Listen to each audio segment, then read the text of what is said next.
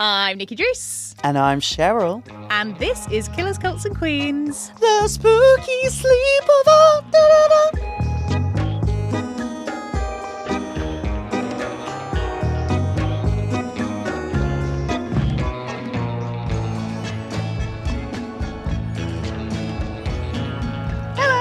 Welcome to Killers, Cults and Queens. It's time for the Spooky Sleepover. Yes, it's our weekly chat show where we catch up on this week's antics, dive into our rabbit holes of the week, and somehow come to you live on location. Oh, look at this. Isn't it lovely? Oh, Nikki. Where on earth are we right now? Carmen, San Diego. We are in our lovely new studio. This is a bit of a reveal for you. Because as you may have seen, we are back again this coming Monday with season 5 of the podcast.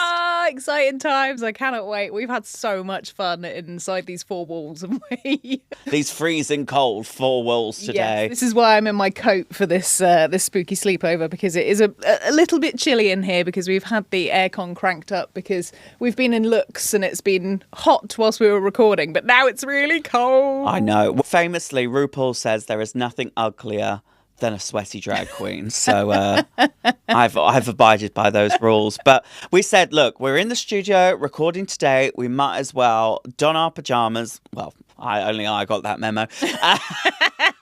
And do the spooky sleepover here. Yeah, and it's so nice to just be doing this in person because we haven't done a spooky sleepover in person for ever. God knows how long. Oh, no, we have. Yeah, we have done ones in person before, but it's been a long time since we have. Probably like 6 months, if not longer than that. Longer than that? Yeah, probably like a year maybe. I think it is actually close to a year. Wow. Blowing my mind already. And we've recorded some stellar. Just when you thought season 5 couldn't get any weirder, we just keep snowballing you with case after case after case. And it's got me excited, so I can only imagine what it's like for the listeners. We're going to go in lots of different directions this time round. Lots of things that you won't be expecting. There will be sort of the normal Killers, Cults and Queens shenanigans that you are used to. But yeah, a few different things this time round. Well, what have you been up to this week? I feel like we haven't caught up in a hot second. I know. I, this week, have been... Well, I have a question for you first. Go for it. So, I have become, in recent years, a convert to the hot cross bun. Oh, okay. I can see where this question is going. Go on. And I never used to really like hot cross buns. I used to think that they were a bit, not... just a spicy bun and a spicy bread roll. Over the last couple of years, I've really been converted to it. But this week, the supermarket of choice, which is always M&S, But of course, have released some different hot cross buns, and they have done a red velvet one with a white chocolate filling, and they've done a lemon curd one. Now, I've not tried the lemon curd one, but I did try the red velvet one the other day with the white chocolate filling. oh my Christ. But the problem is that you can't really toast it because you can't put like a wet filling in a toaster. Do you not have a grill? I have an air fryer, so I whacked it in the air fryer. I found that it was too much messing with something that is a simple food stuff. So my question to you is, firstly, do you like hot cross buns? And secondly, if you were going to zhuzh up a hot cross bun or any kind of food stuff and make it like an elevated version of itself, what would you go for? Okay, well, first things first, I'm the realist. But I really do not get behind hot cross buns. You said it yourself. It's just like a weird bread roll. And maybe it'll hit me. Maybe it'll take to my 39th birthday that I will suddenly like hot cross buns. But for me, right here, right now, I'll take a chocky egg, but I'll be giving a hot cross bun a miss. With a cup of tea. It's great. Yeah, but I don't drink tea. No, you don't. That's the thing. I think that might be the thing that's missing for you. Do I need to force myself to like tea to like hot cross buns? I feel like this is a slippery slope.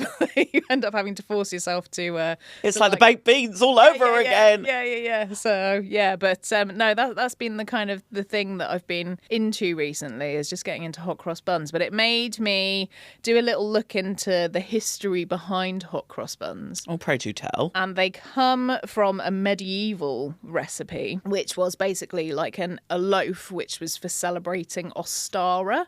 So Ostara is the goddess of spring. So that's where Easter comes from. Ostara, Easter. Or sometimes she's referred to as Eostra. It used to be a large loaf that was baked, and you had it at your Ostara celebrations, and it was cut into 4, represent the 4 different seasons. Oh, spring, summer, autumn, winter. There you go. So yeah, it was the loaf. So it didn't originally have the cross in the middle of it. The cross is a Christian thing that came a little bit later on down the line. Which really, it's not like a Christian cross on a hot cross bun, is it? No, it's not. But it's kind of tied to Easter, and then the Christian side of Easter, and then all of that. But yeah, it comes from Ostara and medieval times. So. Well, that was a rabbit hole without being a rabbit hole. It was, wasn't it? Yeah. But I can't help myself. That's the thing. You know me. I'm like, where does this come from? What does that mean? Ping pong, ping pong. Beep boop, beep boop. And before you know it, I'm looking at the Ostara and goddesses and all of that kind of stuff. Well, can you believe we are in Easter weekend? I know. Just time is flying this year, and I don't know where it's going or what it wants out of me, but it seems to be running away very, very fast. Trust and believe, I feel that energy very much so. Obviously, my year started, and I was like set for the first 7.5 weeks, and then I'm like, oh, wait, we're almost in April. Breaking the fourth wall. I'm in Exeter when this episode comes out, so I'll be on the second date of my tour already. And I remember you and I having conversations before you went off on the first tour, and we were like, oh, it's fine, we've got loads of time before the second tour, and we managed to squeeze in a big hefty chunk of recordings, but it's like, whoa, okay, and now second tour is here. Don't even know how, but we have done it.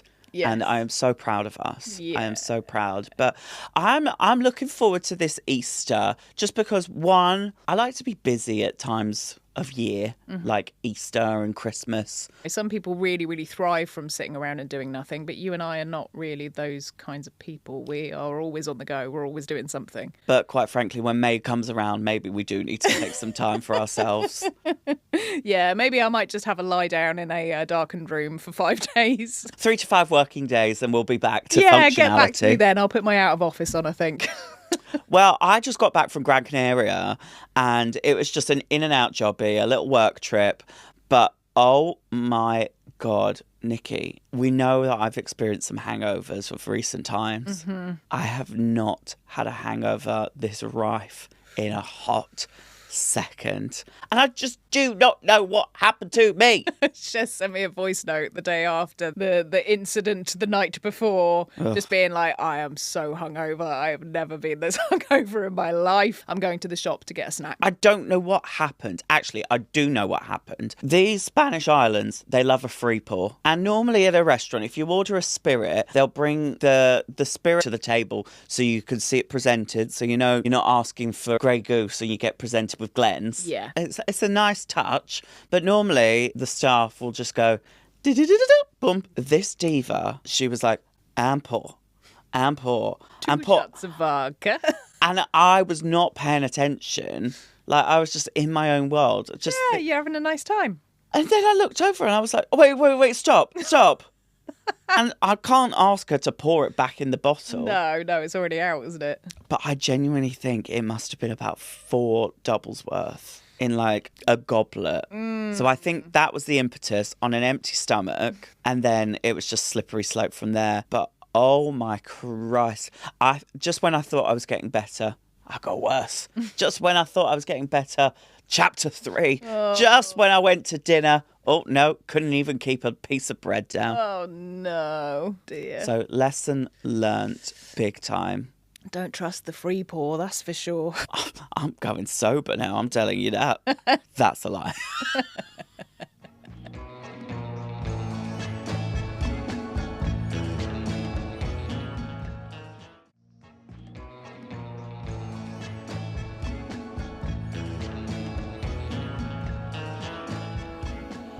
Well, Divas, it's time for our rabbit holes of the week, and we're actually going to shake things up a bit this week, aren't we? Yeah, we are. We've both been very, very busy, and we've been in the studio today, and we're not going to lie. Last night we were prepping scripts right up until, sort of midnight.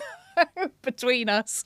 So we've not really had time to do our rabbit hole, but we're here and we have got some ideas. So I have been thinking about last meals recently because I don't know if you're aware of the YouTube channel. Oh, I am. Called Good Mythical Kitchen. Is it Mythical? No, just Mythical Kitchen, isn't it? And they have Josh, who is one of my favourite people in the whole wide world. I think he's very handsome as I well. think he's very handsome. I say to Neil, if you weren't around, Josh would be the one.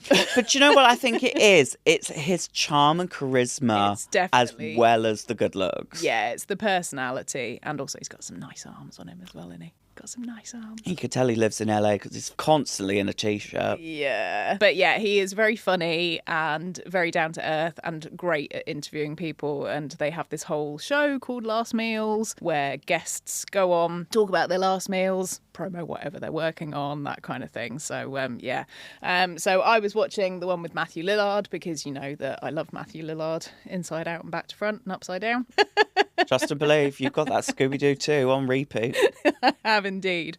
So, yeah, having Josh and Matthew sat around a table together, I was like, right, I'm locked in. I'm watching this. I just watched the Hilary Duff one and she was so hysterical. You could tell her filter has dropped over the years. She just doesn't give a fuck. Some of the dishes that she was having, I was just like, I really want to try that. It gets me thinking out of my rut of, oh, I'm just going to stick to this. I'm going to stick to that. Like, no, it's actually getting me like thinking, oh, maybe I'll give that a whirl and a twirl. Yeah. Now, would you behave yourself if you were on that show? I think some people really filter themselves when they go on shows like that. And they're like, I would have a Caesar salad. I would then have like, a sweet potato for my main and that kind of thing. And just like a piece of fruit for my dessert.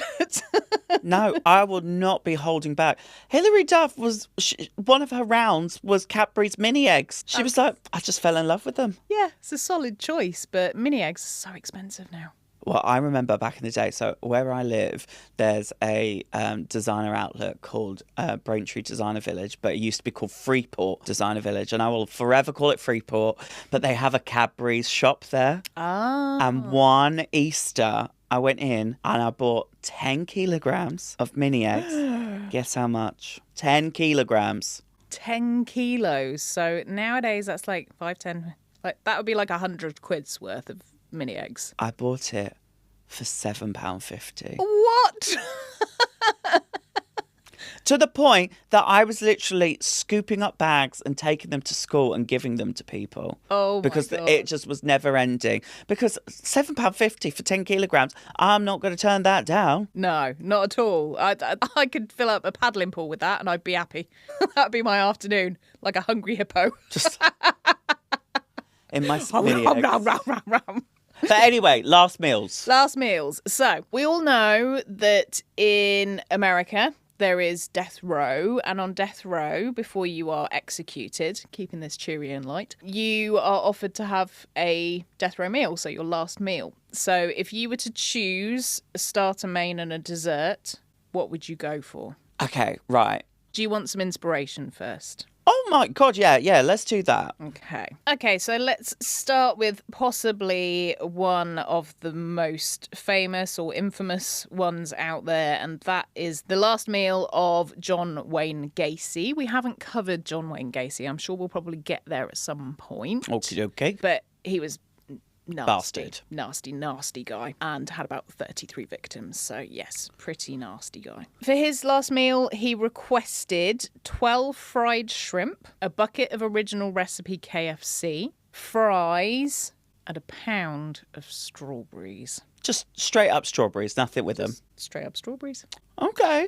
Getting the health in for the last little bit there. I mean, if you've got a favourite fruit and that is the only thing that's going to tickle the pickle, then I get it. Because I've eaten a whole punnet of cotton candy grapes before.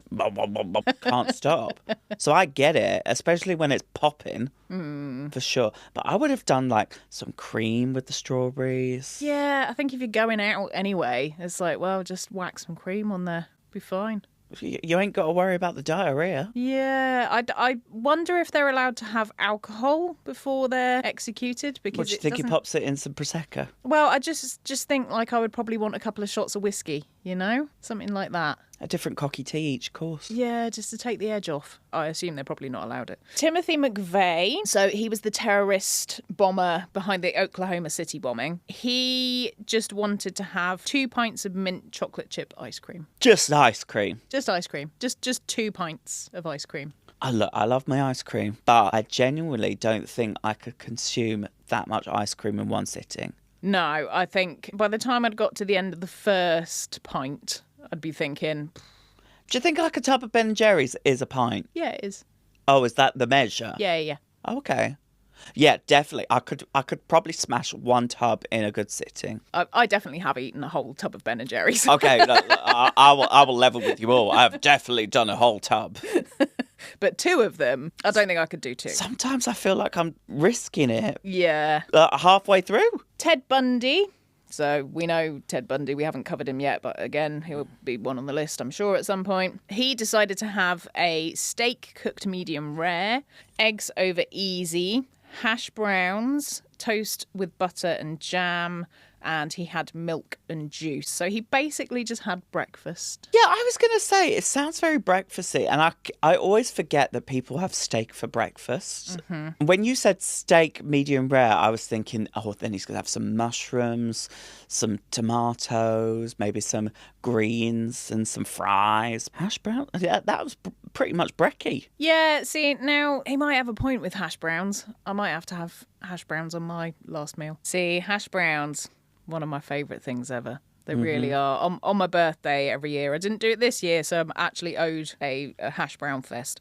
But I tend to have a McDonald's breakfast on my birthday. I've been known to get like 6 extra hash browns. Because it's my birthday. I have been at that till, pressing the button and just add more. Yeah. Add more. They do reheat fine as well. So if you don't make it through, you're all right. We were actually going to a wedding and it was early morning. I just had a gig the night before. I was running on like 3 hours sleep. Maybe even less. And I just kept pressing the hash brown button because I just needed joy and happiness.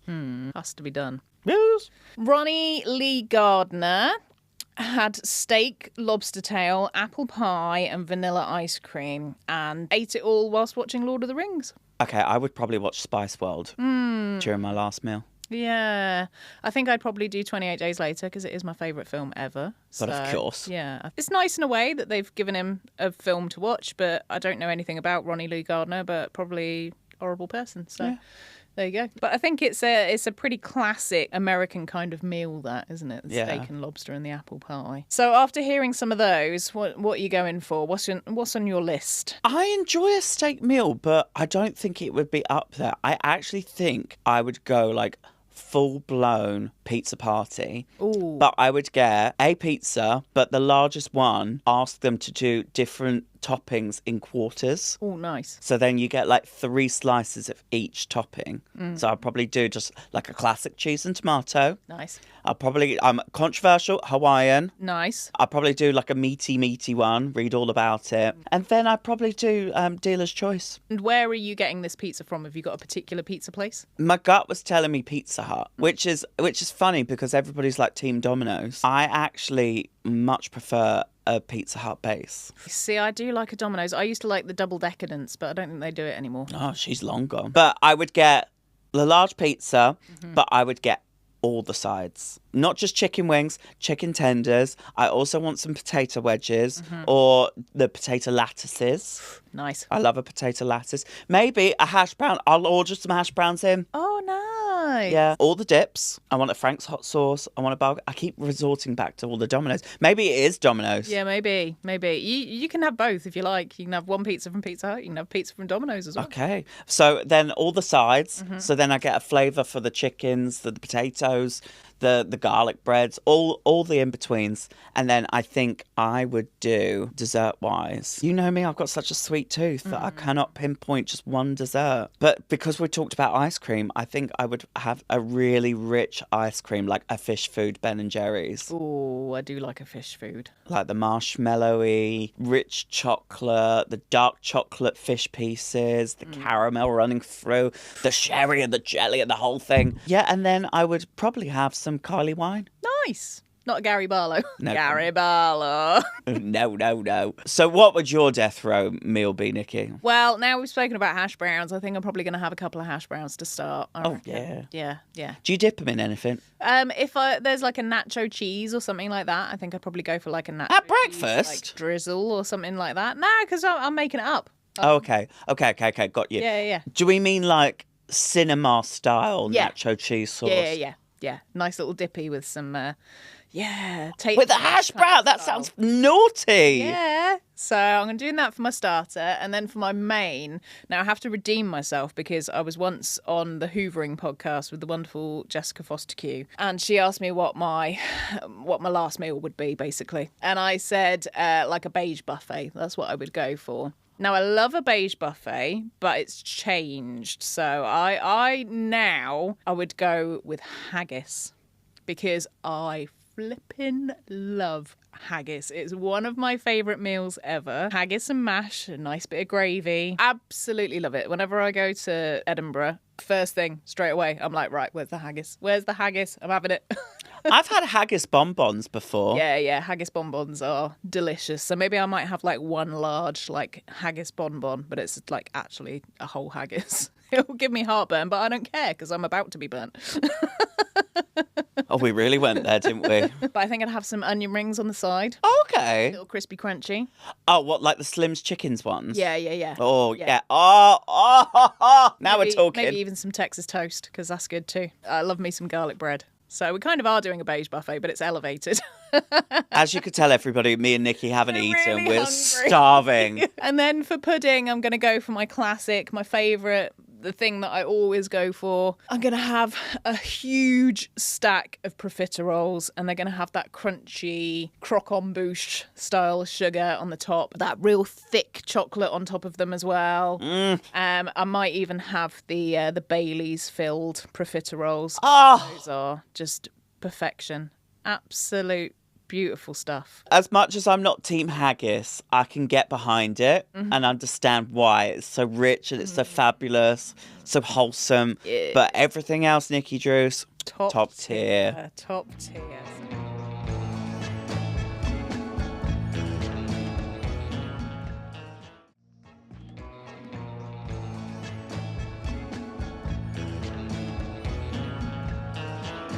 So, what about you, Shez? What's been going on? What do you want to talk to me about this week? I kind of want to play a game with you. Like, I've seen a lot of people. No, is this sore? No, you've got to put your head in this bear claw. Oh, no.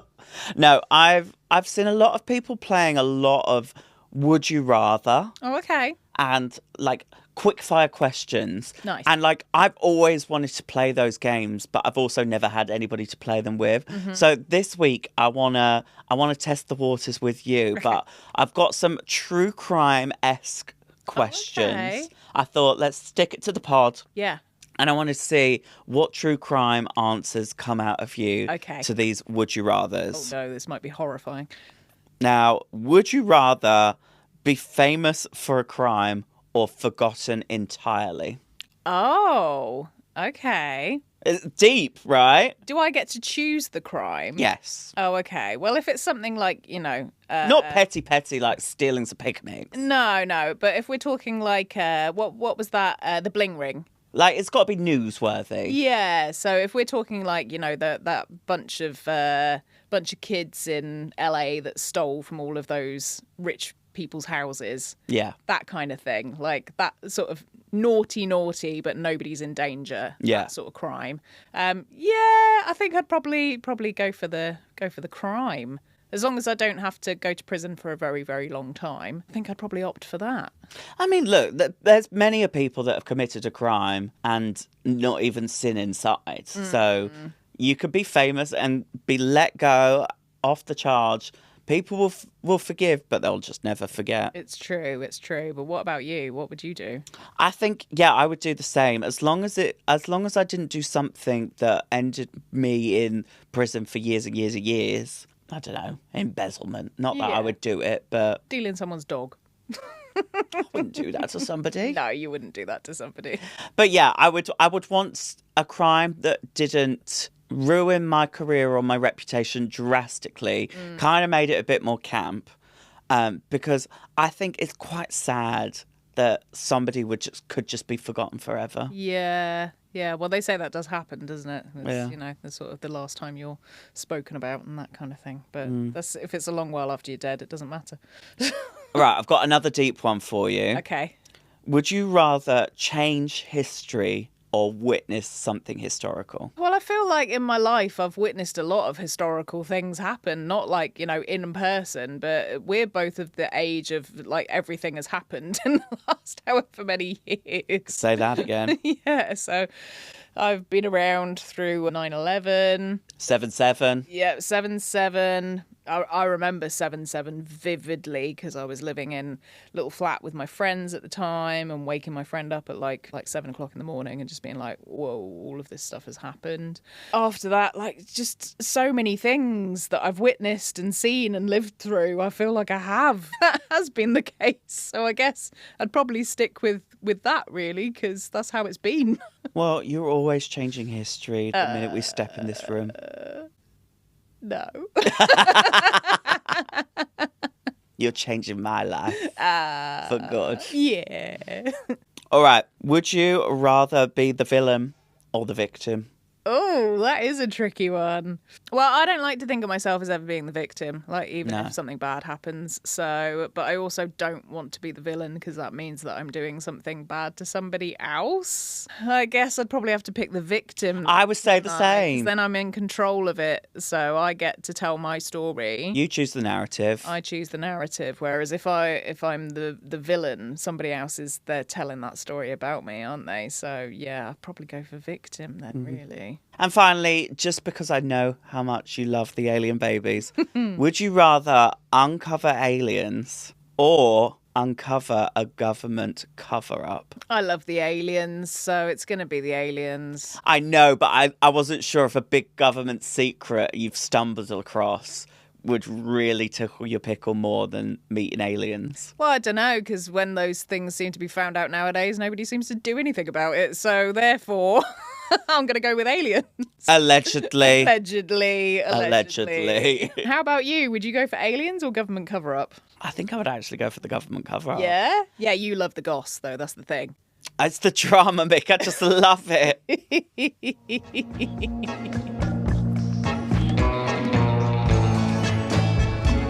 Well, that's all for now, Divas. Remember, you can get in touch on Instagram at Killers Cults Queens and come and see us over on YouTube at Killers Cults Queens, where we're now publishing our episodes in video format every week.